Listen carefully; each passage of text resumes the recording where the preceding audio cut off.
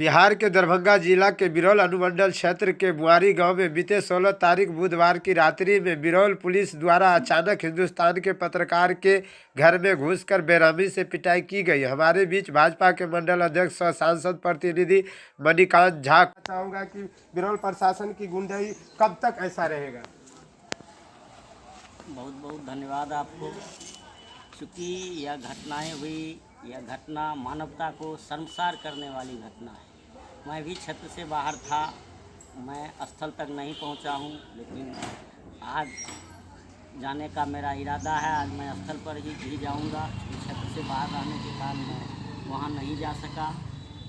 समाचार पत्रों के माध्यम से, मीडिया के माध्यम से मुझे यह जानकारी मिली। यह जो घटना हुई, यह बिल्कुल रूप से मानवता को शर्मसार करने वाली घटना है। और पुलिस ने जिस तरह घर में घुस करके महिलाओं, बुजुर्गों, गर्भवती महिलाओं, बच्चों को बेरहमी से पीटने का काम किया, यह किसी भी तरह से शोभा नहीं देता है।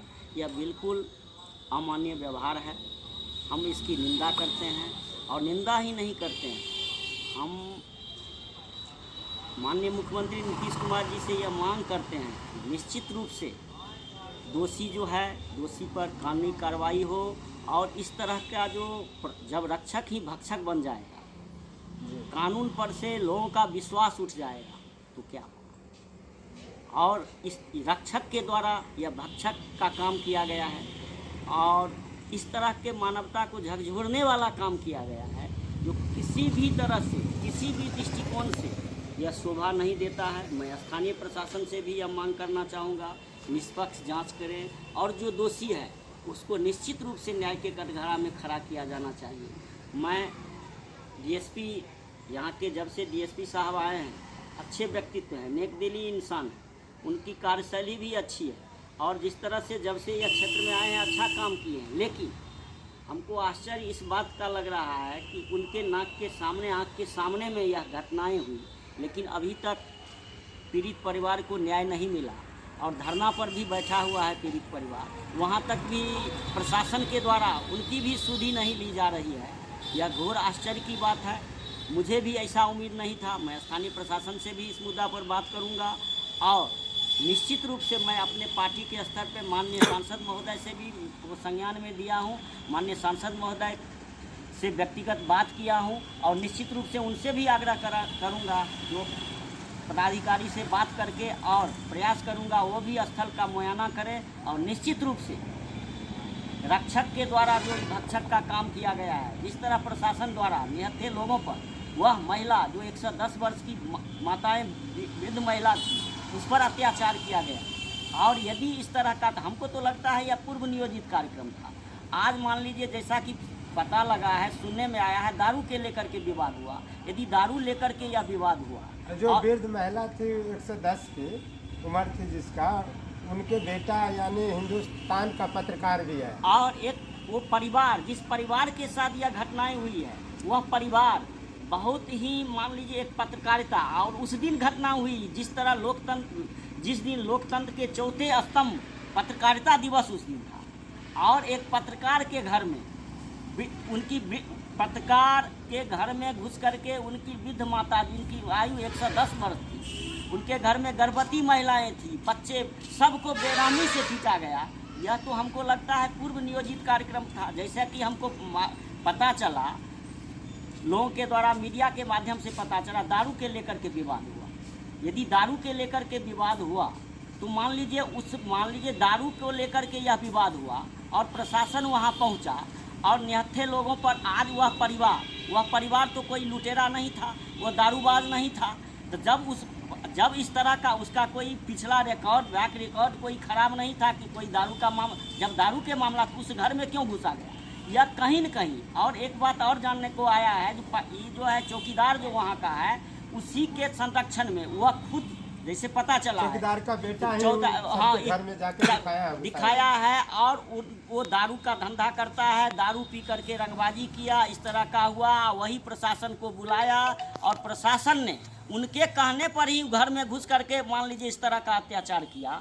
यह तो बिल्कुल ही, मान लीजिए, निश्चित रूप से उस चौकीदार वैसे तो चौकीदार पुत्र अरेस्ट हुआ है, कुछ दिन के बाद अरेस्ट हुआ। निश्चित रूप से उस चौकीदार को भी कानून के कटघरे में खड़ा किया जाना चाहिए। मैं तो स्थानीय प्रशासन पर और खास करके हमको यहाँ के डीएसपी साहब जिस दिन से आए हैं, कानून व्यवस्था अच्छी हुई है, शराब माफियों पर नकेल कसा गया है, लेकिन हमको आश्चर्य लगता है अभी तक प्रशासन के द्वारा, खास करके डीएसपी साहब के द्वारा इस मामला को उस तरह से गंभीरता से नहीं लिया जाना, यह भी एक कहीं न कहीं एक प्रश्न चिन्ह इस पर खड़ा करता है। चूँकि वो जब से आए हैं शराब माफियाओं का खैर नहीं लिए हैं, बिल्कुल शराब माफिया उनके हरकंप मचा हुआ है। लेकिन यह जो घटना हुई तो हमको लगता है चूँकि चौकीदार का मामला है, उसके द्वारा ही इस तरह का कृत्य किया गया है, तो हमको लगता है उसी के चलते, उसको रफा दफा करने के चलते, चूँकि वो भी चौकीदार है, उस विभाग का आदमी है, उसको थोड़ा मतलब महत्व देते हुए इस तरह की बड़ी घटना को,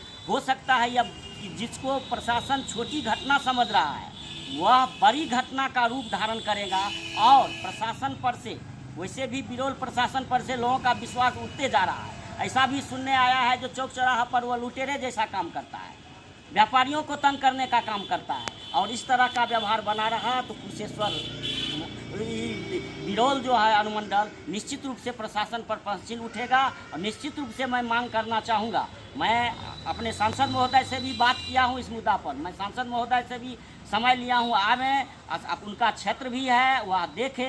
मैं दरभंगा के सांसद माननीय गोपाल जी ठाकुर जी से भी आग्रह करना चाहूँगा, अब टेलीफोन से बातचीत हुई है और बृहत रूप से बातचीत करके निश्चित रूप से जो भी दोषी है, मैं किसी पर उंगली नहीं उठाता हूँ, जांच होनी चाहिए, निष्पक्ष जांच होनी चाहिए, जिससे जिस व्यक्ति द्वारा इस तरह का या प्रशासन द्वारा इस तरह का कृत्य किया गया है निश्चित रूप से उस पर लगाम लगनी चाहिए। नहीं तो लोगों का जनभावना जब फौलेगा, जब प्रशासन पर से लोगों का विश्वास उठ जाएगा तो क्या होता है तो सबको मालूम है। इसलिए रणभूमि न बने, बिरौल अनुमंडल रणभूमि न बने। निश्चित रूप से हमारे जितने भी जनप्रतिनिधि हैं उसमें दलगत भावना से ऊपर उठ कर जिस परिवार के साथ यह कृत्य किया गया है वह किसी भी तरह से शोभा नहीं देता है, क्योंकि यह परिवार पेशे से पत्रकार भी हैं, वरिष्ठ पत्रकार हैं। और पीड़ित परिवार की कहना है कि जितने भी पुलिसकर्मी थे वो दारू पी के भूत थे, नशे में धूत से पूरा। तो बिहार में तो दारू बंद है, तो फिर पुलिस प्रशासन कहाँ से दारू पीता है? निश्चित रूप से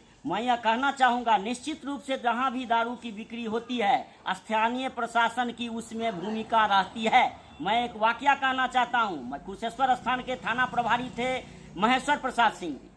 वो जब आते थे, जब मिलते तो उस समय तो दारू बंद नहीं था, दारू चलता था। बहुत बीते दिनों की बात है, वो रिटायर भी कर गए होंगे। वो कहते थे जो यदि हम लोग लाइसेंसी हीरो हैं, यदि लाइसेंसी हीरो हैं और हमारे नज़दीक में टुटपुटिया आकर के ऐसे कर देता है, जिस दिन स्थानीय प्रशासन यदि कार्रवाई करने के लिए, गुंडा को समाप्त करने के लिए यदि दृढ़ संकल्पित हो जाएगा तो निश्चित रूप से गुंडागर्दी नहीं चलेगा। मैं तो कहना चाहता हूँ यह बिरौल की बात नहीं, समूचे क्षेत्र में जब पूर्ण शराबबंदी है, प्रशासन के देख रेख में ही शराब माफिया पल रहा है। जिसका जीता जागता उदाहरण बुआरी में वह कांड है। चौकीदार ही द्वारा दारू बेचवाने का काम होता है। मैं एक बात और कहना चाहता हूँ, मीडिया में आया था कुछ दिन पहले, मुख्यमंत्री नीतीश कुमार जी स्टेटमेंट दिए थे, जिस गांव के चौकीदार, जिस गांव में, जिस पंचायत में दारू का बिक्री होगा उसमें उस पंचायत के जो चौकीदार होंगे वो सबसे पहले दोषी होंगे। कहाँ गया वो कानून, कहाँ गया?